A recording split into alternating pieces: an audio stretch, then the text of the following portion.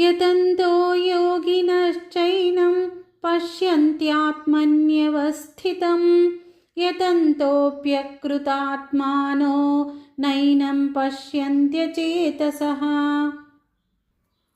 మనస్సు పవిత్రత గల యోగులు తమ మనస్సునందున్న ఆత్మతత్వాన్ని ప్రయత్నంతో తెలుసుకొనగలరు. కానీ మనస్సు శుద్ధి లేని అజ్ఞానులు ఎంతగా ప్రయత్నించినను ఈ ఆత్మను తెలుసుకొనజాలరు. యదాదిత్యగతం తేజో జగద్భాసయతేఖిలం యచ్చంద్రమసి యచ్చాగ్నౌ తత్తేజో విద్ధి మామకం.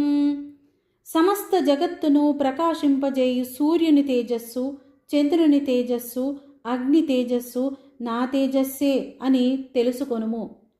గామావిశ్య చ భూతాని ధారయామ్యహమోజసా పుష్ణామి చౌషధీః సర్వాః సోమో భూత్వా రసాత్మకః. పృథ్వీ యందు ప్రవేశించి నేను నా శక్తి ద్వారా సకల భూతాలను ధరించి పోషించుచున్నాను.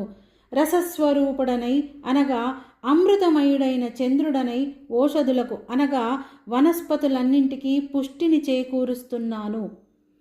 అహం వైశ్వానరో భూత్వా ప్రాణినాం దేహమాశ్రితః ప్రాణాపాన సమాయుక్తః పచామ్యన్నం చతుర్విధం.